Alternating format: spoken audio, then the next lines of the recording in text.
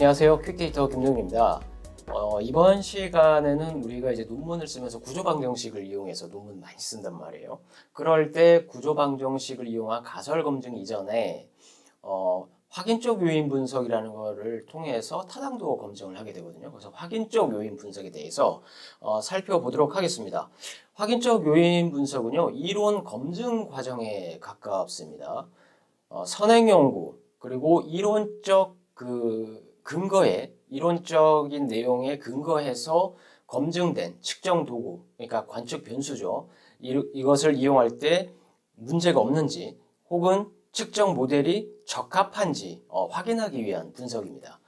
내재된 구성 개념의 구조에 대해서 이론에 관한 지식 혹은 경험적 조사에 근거해서 변수 간의 관계의 사전적 정의를 기반으로 수행하는 요인 분석이다라고 할 수 있습니다.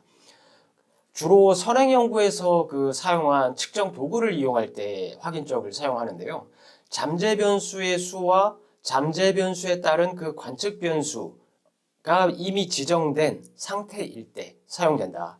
그래서 잠재 변수와 관측 변수 간의 관계, 잠재 변수와 잠재 변수 간의 관계를 검증하고자 하는 목적이 있다라는 것입니다. 그래서 지금 이제 우리가 보통 보면 요인 분석 방법은요, 실시 목적에 따라서 확인적 요인 분석 혹은 탐색적 요인 분석 이렇게 두 가지로 나눠집니다. 확인적 요인 분석은요, 쉽게 얘기하면 이미 개발된 연구 모형이나 혹은 이론적 지식을 기반으로 이 추출할 요인의 수와 그 각 요인에 속할 변수들을 미리 확정해 놓는 방법인 거예요. 그러니까 뭐 예를 들어서 내가 친구 지지라는 걸 있는데 이게 관측 변수 질문이 네 가지가 있어. 그래서 이걸 확정을 해 놓은 겁니다. 네 가지를. 그래서 이 중요한 것은 선행 연구에 있는 것을 내가 인용해서 갖고 와서 이걸 사용할 때 이미 확정되어 있는 거예요. 변수가. 탐색적은 뭐예요? 이런 것들이 뭔지 몰라. 뭐 질문이 막 20개가 있는데 이걸 탐색적 요인 분석 딱 해봤더니 이렇게 요인 1에 이렇게 묶였고 요인 2에 이렇게 묶였다. 뭐 이런 식으로 묶였다. 그래서 그럴 때 이제 명명하는 거예요. 그 질문 변수들의 특징을 보고 아 이런 특징을 갖고 있으니까 이건 친구 지지라고 칭해야지. 이건 교사에 관련된 지지를 물어봤으니까 교사 지지라고 칭해야지. 이렇게 뭔가 우리가 어떻게 요인으로 그룹화될지 모를 때 탐색적을 쓰는 거다. 확인적은 선행 연구에 있는 걸 우리가 갖고 와서 이미 확정된 상태에서 쓸 때 확인적 요인 분석이다. 그래서 우리가 사실은 대개 이제 논문을 쓸 때 측정 질문을 만들 때 보통 우리는 어떻게 합니까? 다른 이제 선행 연구 논문을 보고 거기에 있는 질문들을 우리가 차용해서 쓰잖아요. 그래서 사실은 이제 확인적 요인 분석을 하는 게 맞는데 이제 뭐 학과마다 학회마다 또 연구자마다 탐색적 요인 분석을 쓰기도 하고 이 둘을 혼용해서 쓰기도 이제 하는 겁니다. 그래서 논문에서 탐색적 요인 분석은 이론상으로 체계화되거나 정립되지 않은 연구에서 연구의 방향을 파악하기 위해 사용되는데 주로 뭐 척도 개발, 타당화 이런 연구에 이제 탐색적 요인 분석을 많이 써요. 그래서 뭐 기업이나 기관 설문을 많이 하잖아요, 조사를. 그럴 때도 어떤 질문들을 막 나열해 놓고 이게 어떤 요인들끼리 묶일까 이럴 때 쓰는 게 이제 탐색적인데 확인적 요인 분석은 이제 이론을 재확인할 때 사용이 되고 선행 연구와 이론적 근거에 기반해서 각 요인에 해당하는 변수를 확인하기 위할 때 그래서 그 확인적 요인 분석은요 이론 중심적 그 다음에 탐색적 요인 분석은 데이터 중심적이라고 이제 우리가 볼 수 있습니다. 네, 지금 이제 그 밑에 여기 그림을 보면요 요인 분석을 우리가 말할 때 일반적으로 탐색적 요인 분석을 이제 해요. 되게. 왜냐하면 확인적 요인 분석도 탐색적 요인 분석에 기반을 두고 있기 때문입니다. 그래서 학과마다, 학술지마다 뭐 탐색적이든 확인적이든 어떤 요인 분석을 주로 사용하고 있는지 이제 확인해 볼 필요가 있겠죠. 우리 학과에서는 확인적을 안 쓰고 탐색적을 쓰더라. 내가 투구할 학술지는 탐색적을 좀 더 많이 쓰더라, 연구자들이. 뭐 이런 걸 좀 확인해 볼 필요는 있습니다.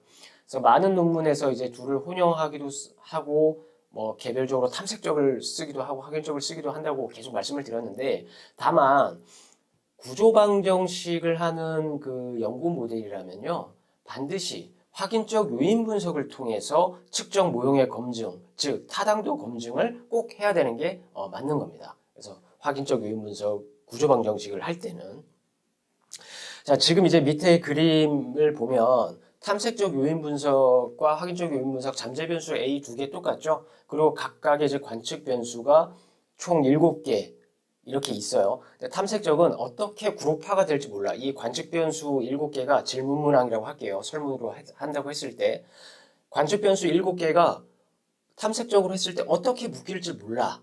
그래서 전체적으로 탐색해 보는 거예요. 그래서 이제 그룹화끼리 묶이면 이거는 잠재 변수 A를 설명할 거고 이거는 잠재 변수 B를 설명하겠지. 뭐 이런 식으로 하는 거고 확인적 요인 분석은 이미 정해 놓은 거예요. 잠재 변수 A에는 관측 변수 4개의 그 측정 문항, 관측 변수 B에는 측정 문항 3개를 이렇게 딱 이미 지정해 놓고 이거에 대한 모델 적합도와 측정 모형의 검증과 그 다음에 타당도 검증을 하는 겁니다. 이미 확정해 놓은 거예요. 이것이 이제 차이가 있다. 그런데 이제 그 요인 분석을 하다 보면 뭐 구조방정식도 마찬가지지만 이렇게 그 쌍방향 화살표 이렇게 그려놨잖아요. 그죠? 이걸 이제 우리가 공분산이라고 하거든요. 이 공분산의 의미는 인과관계가 아닌 변수 모두 대등한 똑같은 입장에서의 관계를 의미하고요. 변수 간의 관계를 나타내는 가장 순수한 형태의 정보다라고 할 수 있습니다. 그래서 공분산이 0에 근접할수록 상호 간 독립적이고 영향력이 작다 할 수 있습니다. 그래서 상관관계와 이제 유사한 이제 해석인 건데요. 공분산이 뭐 1에 가깝다. 그럼 어떻게 써요? 뭐 0.8, 0.9 막 이렇게 1에 가깝다. 그럼 이 변수들은 독립적이라는 게 아니에요. 서로 그러니까 너무 같은 거라는 거예요. 그래서 공분산이 0에 근접할수록 독립적이다라고 이제 우리가 할 수 있습니다. 그래서 공분산이라는 걸 이제 우리가 그려놓는 거예요. 자, 다음에 이제 그 예시로 이렇게 한번 들어봤어요. 중학생의 사회적 지지가 자기 효능감을 매개로 학교 생활 적응에 어떠한 영향관계가 있을까? 그래서 구조적 이 관계를 규명하고자 한다. 예를 드는 겁니다. 그래서 그 외생 변수에는 사회적 지지가 이제 쉽게 얘기하면 독립 변수, 사회적 지지가 친구 지지, 가족 지지, 교사 지지 이렇게 세 개의 하위 변수로 만들었고요.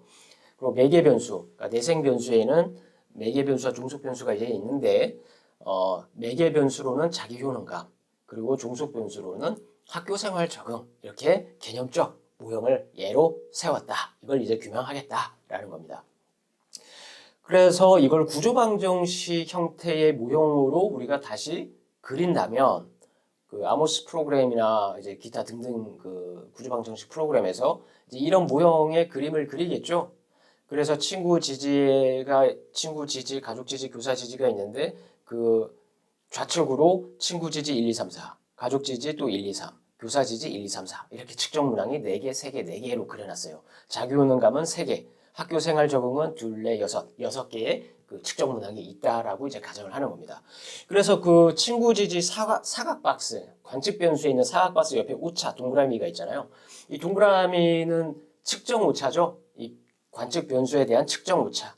그 다음에 자기 효능감과 학교 생활 적응의 큰 잠재 변수에 그려져 있는 그 D1, D2라고 있는 그 동그라미의 그 변수는 구조 오차. 그래서 이 오차는 전에 그 오차 구조방정식에 대한 그 변수와 오차 이런 건 다 설명을 했으니까 다시 한번 그 부분을 가서 찾아보셔서 보시면 될 것 같고요. 그래서 이제 구조방정식에 이런 모형까지 그렸다는 겁니다. 그런데 우리가 구조방정식의 어떤 그 가설 검증 이전에 뭘 해야 된다고요? 확인적 요인 분석을 통해서 타당화 검증을 먼저 해야 돼요. 이 측정 도구의 측정 모형을 꼭 검증을 해야 됩니다. 그거 안 하고 바로 가설 검증할 수가 없어요. 그래서 우리가 이제 그림을 확인적 요인 분석, 타당성 검증을 위해서 확인적 요인 분석 모형을 그린다 그러면 이제 이런 식의 그림이 그려질 수 있어요. 그려야 돼요, 이거는. 뭐 이렇게 만들 수 있는 게 없어요. 그냥 그림을 그리는 건데, 그림 그리는 거는 PPT만큼 쉬우니까, 뭐 어떤 구조방정식에 관련된 책이라든가, 뭐 도서라든가 유튜브라든가 이런 거 보면 뭐 상세하게 이렇게 그림 그린 거 쉽게 알 수 있는 거니까 그런 것까지는 이제 생략을 할게요. 그래서 이렇게 그림을 확인적 요인 분석을 그릴 수 있습니다.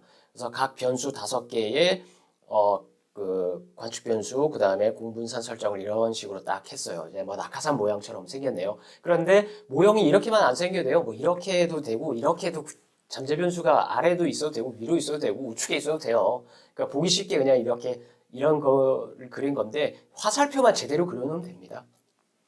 자, 그래서 확인적 요인 분석을 이렇게 이제 했는데 그러면 우리가 확인적 요인 분석 모형을 그려놨어. 그럼 이제 설정을 해야 되잖아요. 어떤 분석을 하기 위해서. 그러면 그 분석을 이제 우리가 이 그림에 보면 피아노 건반 빨간 박스 쳐져 있는 거 있잖아요. 이거를 누르면 이 분석 창이 떠요. 그럼 에스티메이션을 이제 제일 처음에 있는 그 위에 있는 창에서 메뉴바에서 에스티메이션을 누르면 맥시멈 라이클리후드 이거는 기본 설정돼 있어요. 그래서 이건 그냥 놔두시면 되고 그 옆에 파란색 박스 있잖아요. 이거는 그 결측치가 있을 때, 뭐 무응답이라든가 아니면 뭐 그 연속형 그 척도 뭐 점수화 돼 있는 건데 기록이 안 돼 있는 거, 결측이 돼 있는 거가 있을 때 체크를 하면 되는 거예요.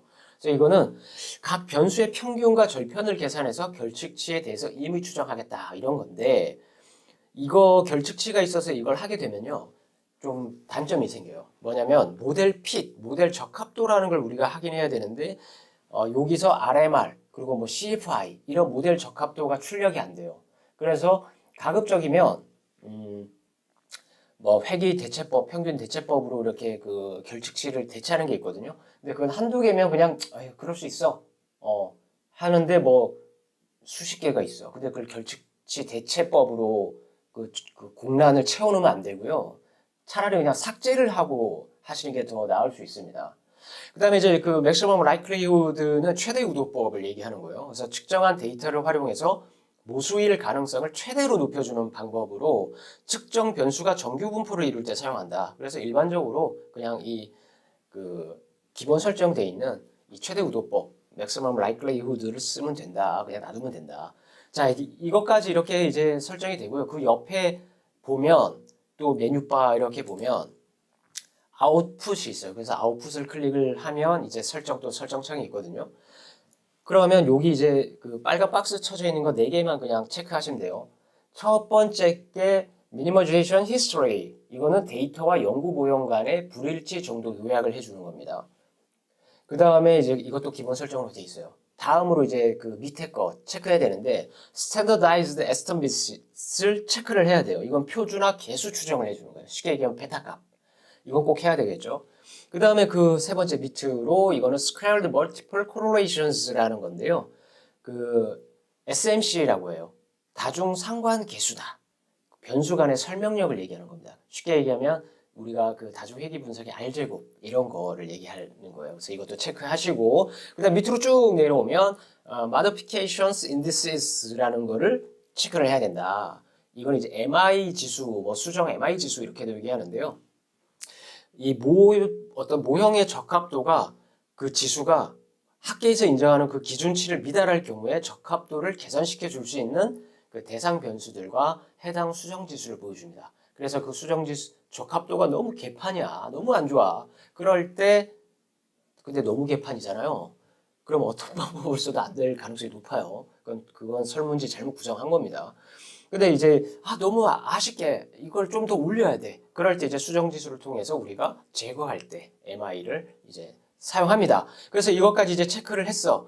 그리고 이제 옆에 그 그림에 그 피아노 건반 막 있는 거, 그 옆에 보면 그 피아노 건반처럼 생긴 것도 있어요. 그 빨간색 박스에 분석 시작 눌렀죠. 그걸 누르고요. 그럼 분석이 쫙 돌아가요. 그리고 이제 그 분석이 끝났다고 이제 나오면 그 밑에 무슨 또 이렇게 막 메모장처럼 이렇게 막 써져 있잖아요. 분석 결과 그 빨간색 박스 쳐져 있는 거 그걸 누르시면 이제 결과창이 딱 뜹니다. 그럼 결과창이 딱 떴어. 자, 그러면 우리가 봐야겠죠. 한번 볼게요. 처음에 나오는 거는 이 모델 적합도를 먼저 확인을 해줘야 됩니다. 이 모델 적합도를 꼭 확인해 줘야 돼요. 이 모델 적합도는 이제 예전에 그 구조방 정식에서도 또 그 절대 적합지수, 증분 적합지수, 감량 적합지수 이런 게 있다라고 설명을 했으니 그것도 다시 한번 보시고 그 확인적을 할 때는요, 뭐 구조방 정식도 마찬가지지만 감량 적합지수까지는 확인을 별로 잘 안 해도 돼요. 그러니까 절대 적합지수와 증분 적합지수가 있는데 여러 가지가 있지만 크게 보는 게 C민 DF, 카이스퀘어와 자유도를 나눈 값, 그리고 GFI, RMR, RMSA, AGFI, 뭐 NFI, IFI, CFI, TLI 요거 정도 보는데 여기서도 몇 개 정도만 이제 넘어가면 뭐 어느 정도 이제 되는 겁니다. 그래서 처음에 나오는 게 시민 이제 그 카이스퀘어 검증이거든요. 그런데 지금 그 박스는 쳐져 있지 않지만 제가 P에다가 점 해갖고 이렇게 빼놨잖아요. 이게 어떻습니까? P값이 0.001보다 작네요. 0.000 이렇게 나왔잖아요. 이건 뭔 얘기냐면 모형은 적합하다라는 기무가설을 리젝시킨 거예요. 그러니까 쉽게 얘기하면 모형은 적합하지 않다가 채택된 겁니다. 그러니까 이 모델은 지금 적합하지 않다라는 거예요. 그럼 이거 모델 적합도가 안 되는 거네요. 우리 못 쓰는 건가요? 그런데 대부분의 연구에서요. 카이스퀘어 이 P값이 0.05 이상이 잘 나오질 않아요. 그러니까 0.05 이상 나와야 돼. 이 기무가설, 대립가설이 약간 헷갈리실 텐데 이것도 기무가설, 대립가설 쪽에서 한번 설명한 게 있으니까 다시 한번 조금 개념을 보시면 될 텐데 중요한 건 여기 P값은 무조건 0.05 이상이 돼야 된다라고 생각을 하세요. 그냥 이게 왜 잘 안 나와? 0.05 그 이상으로 잘 안 나오냐면요. 표본의 크기에 민감하게 반응하는 이유도 있는데 표본 크기가 200개 미만일 때는 카이스퀘어 값이 큰 의미가 없어요. 그래서 어쨌든 대부분의 연구에서 이 P값이 0.05 미만으로 나와서 모델이 적합하지 않다라는 결과가 많다 보니 모델 적합도로서는 크게 잘 보고하진 않습니다.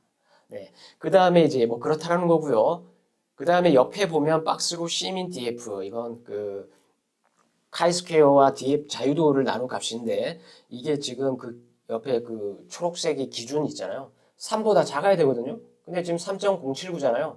근데 뭐 이거는 3에 근사하잖아요. 그래서 이 정도는 수용할 수 있다라고 우리가 판단할 수 있습니다.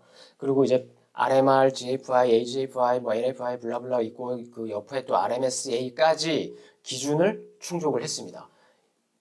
그런데 우리가 이 모델 적합도 딱 보는데 야 이렇게 잘 나오면 얼마나 좋아. 얼마나 좋아요. 근데 지금 저 같은 경우는 데이터 클리닝을 하고 이걸 했기 때문에 좋게 나온 거고요. 거의 대부분 안 좋게 나올 가능성이 높아요. 변수가 많을수록 표본이 적을수록 이런 적합도가 많이 떨어집니다. 변수가 너무 많으면 이제 적합도가 안 나올 경우가 많은데 그럴 때 이거 어떻게 해야 됩니까? 모델 적합도 어떻게 올려야 되나요? 그거는 이제 다음 시간에 뭐 조금 적합도를 올릴 수 있는 향상시킬 수 있는 방법을 알아보도록 하겠습니다. 그래서 적합도를 무조건 콜이 나와야 돼요. 이게 통과가 돼야 돼. 그래야지만 다음 단계가 또 진행이 될 수 있습니다. 자, 그 다음 이제 뭘 봐야 되냐면 러그레이션 웨이스, 비표준화 계수를 봐야 되고요. 그 다음에 스탠더다이즈드 러그레이션 웨이스를 봐야 돼요. 표준화 계수. 이 두 가지를 먼저 봐야 됩니다. 비표준화 계수에서는 그 P값 있죠. 이게 유의하게 나와야 돼요. 그리고 이제 CR 값이 나오는데 이 CR은요. 전에 다중회귀 분석 이런 거 막 할 때 T값이 1.96 이상 나오면 P값도 유의하다 뭐 이렇게 막 말씀을 드렸었는데요.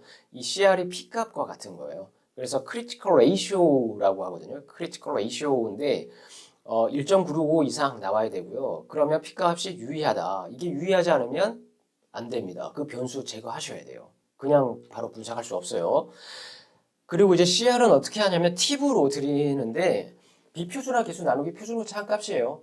그 친구 지지 1번 항목에 보면 에스티메이시 0.916, SE 표준오차가 0.053 이렇게 나왔잖아요. 0.916에다 0.053 나온 게 17.289 이게 CR 값이에요. 그래서 P 값은 모두 지금 유의하게 나왔고요. 그 다음 옆에 이제 표준화 계수 값을 보면 이 표준화 계수의 요인 적재값, 요인 부하량 이거가 0.5 이상으로 나와줘야 돼요. 그래서 지금 0.5 이상으로 모두 높죠? 그래서 잠체 변수와 관측 변수 간 관계가 강하다. 이런 뜻입니다. 자, 여기서 이것까지 이제 확인을 한 다음에 다음 이제 밑으로 나오는 게 covariances와 correlations가 나와요. 이게 그 공분산 그리고 상관관계인데요.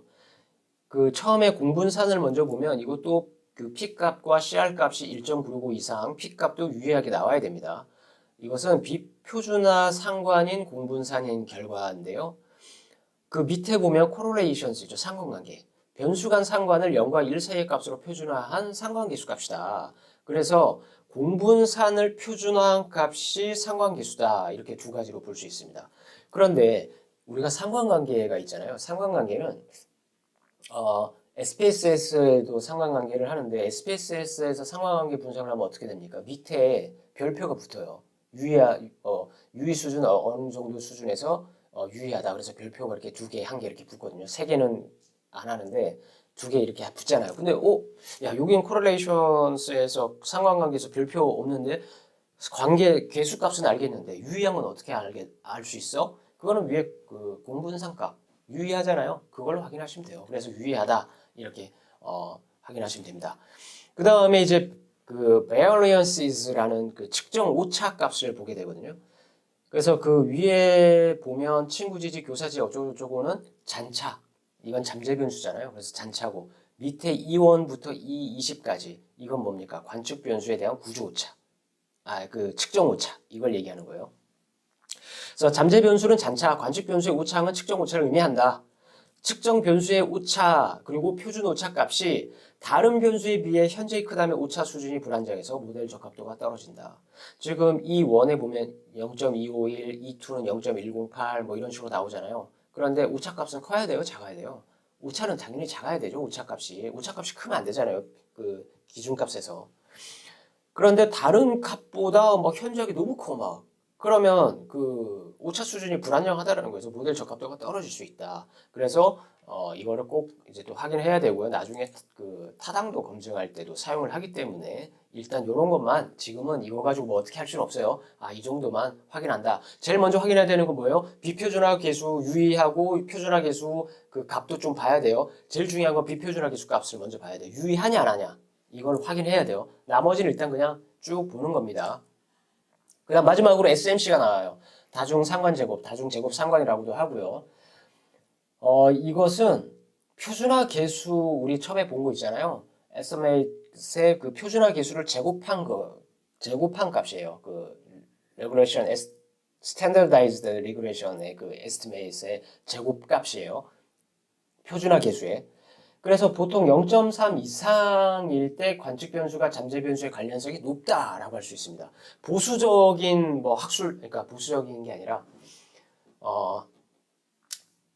조금 이제 그 까다로운 이런 학술지에서는 0.5 이걸 좀 보기도 해요. 이게 뭐라고요? 이 SMC가 뭐라고요? 다중회귀 분석의 R제곱 뭡니까? 설명력이에요, 설명력. 그래서 이 표준화 계수가 0.3 미만이면 그 0.30%밖에 설명을 못한다. 뭐 이런 뜻이잖아요. 그래서 그 0.3 이상은 나와줘야 되고 뭐 0.4에서 0.5 이상 나와주면 좋습니다. 사실은 0.4 이상 나와주는 게 좀 좋긴 해요. 자, 어쨌든 이 표준화 계수의 제곱값이기 때문에 표준화 계수가 우리가 앞에서 본 그 처음에 표준화 계수 값이 0.6 이상이라면 SMC는 볼 필요도 없어요. 왜? 제곱 0.6의 제곱이면 0.36이잖아요. 0.5면 제곱하면 0.25잖아요. 그죠? 그래서 표준화 계수값이 높으면 이 SMC 값도 높다. 그래서 지금 SMC 값도 지금 딱 봤을 때 0.3 이상, 0.4 이상 이렇게 나오네요. 물론 이제 데이터 클리닝을 했기 때문에 이렇게 좋게 나오는 거고요. 자, 이제 여기까지 이제 마치고 그러면 야, 이거는 모델 적합도 그리고 이런 여러 가지 지표 값을 이제 본 거야. 그러면 이제 본격적으로 타당도 검증을 이제 해야 됩니다. 그래서 이 타당도 검증은 집중 타당도, 판별 타당도, 법칙 타당도 그리고 이제 뭐 이런 것들이 있는데 이건 다음 시간에 이어서 또 강의를 이어나가도록 하겠습니다. 네, 감사합니다.